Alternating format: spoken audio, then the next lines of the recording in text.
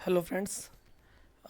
आज हम डिस्कस करने वाले हैं कल के ट्रेड, यानी जो फ्राइडे को जो ट्रेड थे उसको डिस्कस करने वाले। एक्चुअली फ्राइडे को मैं वीडियो नहीं बना पाया, और ट्रेड हम डिस्कस करेंगे Nifty and bank bank Nifty के, जिसमें से मैंने दोनों का एक एक ट्रेड सेटअप तो टेलीग्राम पे शेयर भी किया था।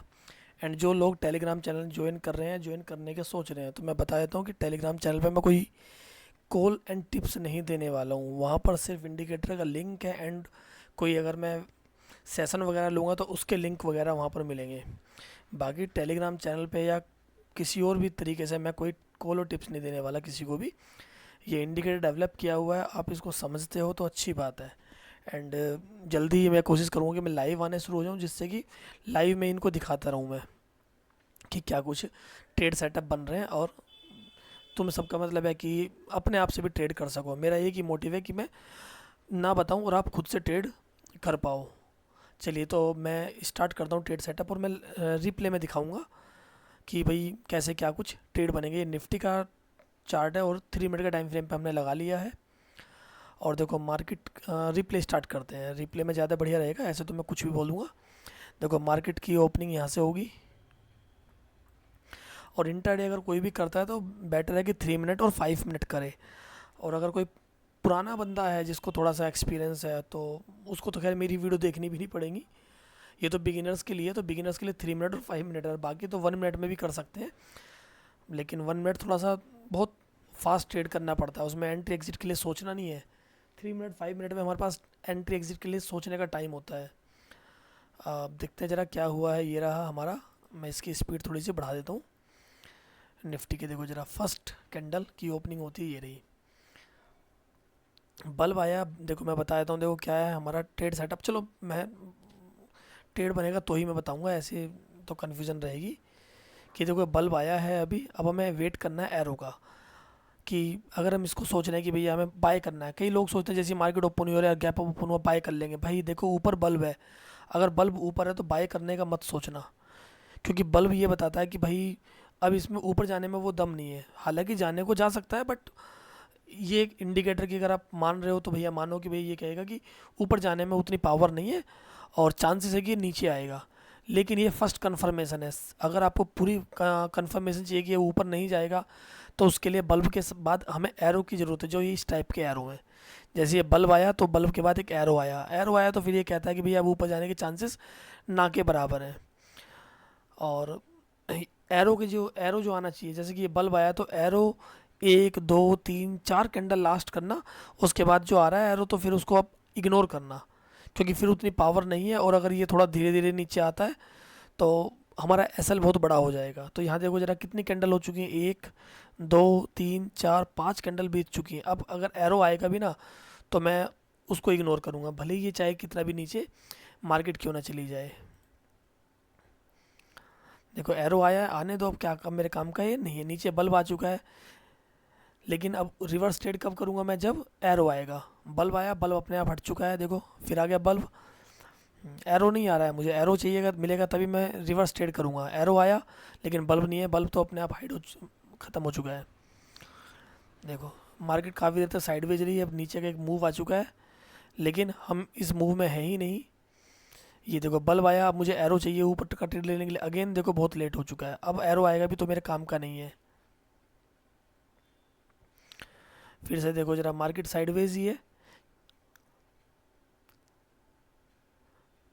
और ऐसे ऐसे में क्या होता है कि हमारा प्रीमियम डी के मारता है, और कुछ नहीं होगा। अगर हम ट्रेड उठा भी लेंगे तो प्रीमियम ही हमारा डी के हो जाएगा। ये देखो जरा, अगेन साइडवेज है मार्केट। और कुछ ये सोच रहे होंगे लाइनें क्या, इन लाइनों को भी मैं एक्सप्लेन कर दूंगा, अभी ट्रेड बनने दो। या एक काम करते हैं, इन लाइनों को पहले मैं यहाँ से हाइड कर देता हूँ।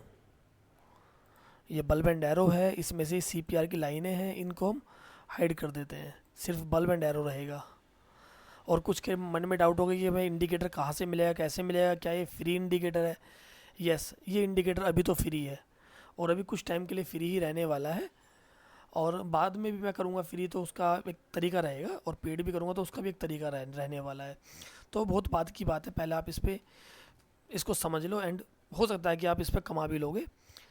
देन इंडिकेटर मिलेगा कैसे? मेरे टेलीग्राम चैनल पे आप जाओ, टेलीग्राम चैनल पे मैंने इसको पिन किया हुआ है, फ्री टेलीग्राम चैनल है, वहाँ जा कर के आप इसको अपने ट्रेडिंग व्यू में ऐड कर सकते हो।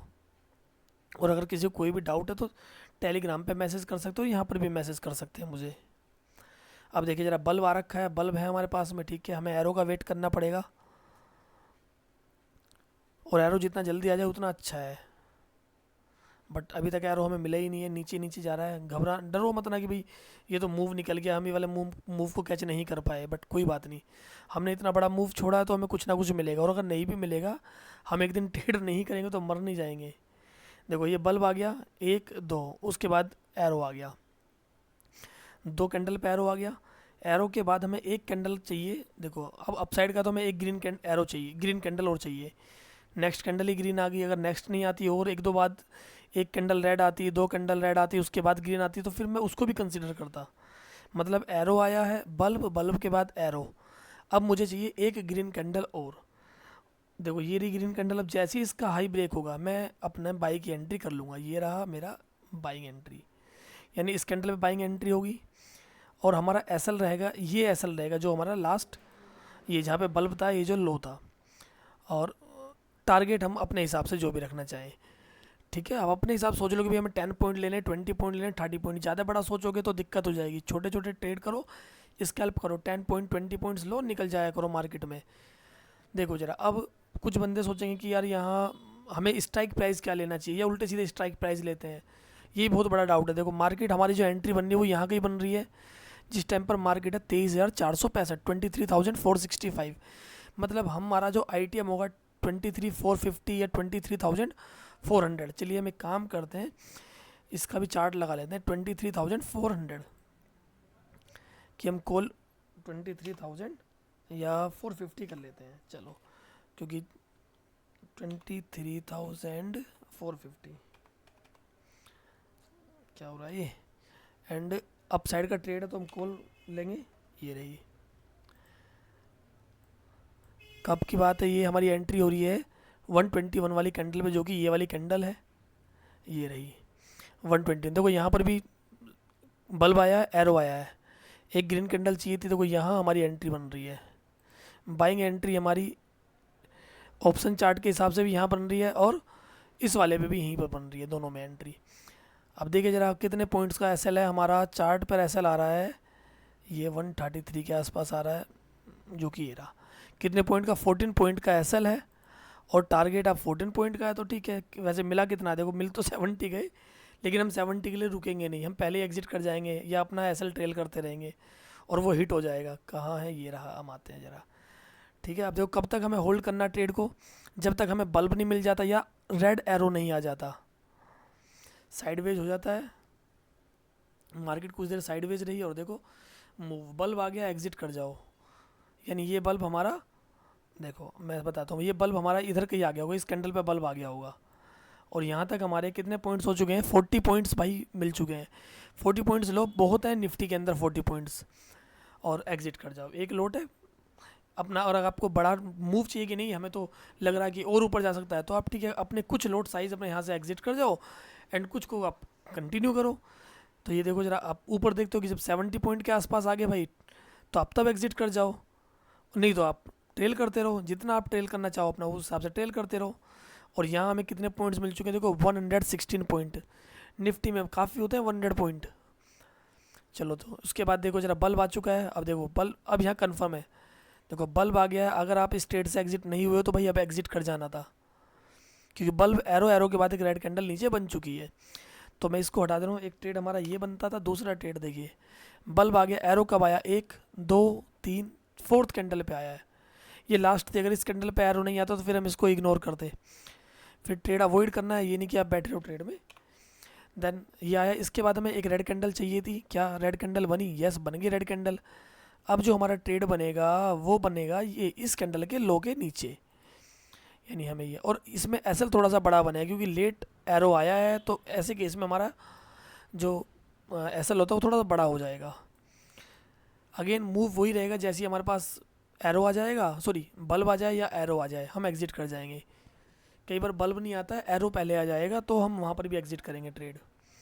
और इस केस में हम क्या स्ट्राइक प्राइस लेंगे, हमारी एंट्री इधर की बनने वाली है 23,538। तो आप 23,600 की पुट लो या फिर आप 23,550 की पुट ले सकते हो। एटीएम या आईटीएम इसी पे जाना है। यहाँ हमारी एंट्री बन रही है कहीं इस कैंडल पे बन रही है ना, ये रही इधर की एंट्री। यहाँ देखो सिग्नल मिला भी नहीं है और इसमें इधर एंट्री बन जाएगी हमारी। जैसे इसका हाई ब्रेक होगा तो उस टाइम पर प्राइस इधर के ही रहा होगा 120, 128, 130 मान लेते हैं चलिए। अगर हम पुट लेंगे तो ये हमारी 130 के आसपास में हमारी बाइंग होगी, ये रही। और हमारा एसएल अगेन 21 पॉइंट का एसएल 25 तक मान लेते हैं। और टारगेट अगर देखते हैं तो टारगेट तो बहुत अच्छे मिल गए, 80 पॉइंट्स अगेन देखो, 70 point and 80 point back to back. लेकिन 70 पॉइंट से हम पूरे 70 लेंगे नहीं, हमने 30-40 लिए होंगे। इधर अगेन हम 80 में से भाई 80 में से आप एक ही मूव ये मिलेगा, तो आप यहाँ पर भी एग्जिट करोगे तो भी देखो 48 पॉइंट, 40 पॉइंट तक तो यहाँ पर भी आप ले ही सकते थे, क्योंकि एक कैंडल जैसी बनेगी आप तब भी एग्जिट करोगे तो भी इतने मिल जाएंगे। लेकिन जरा हम देखते हैं, हम अपना जो हमारे रूल है हम उसको अगेंस्ट नहीं जाएंगे। जैसे बल्ब ब्लिंक होगा हम निकलने की सोचेंगे। देखो बल्ब अब तक भी ब्लिंक नहीं हुआ है, अब हुआ है बल्ब ब्लिंक, यानी इधर ही हुआ है। देखो जरा, समझ रहे हो, बल्ब जो ब्लिंक हुआ है वो इस कैंडल पे तो हुआ ही नहीं, उसने कहा भी और नीचे जा सकता है।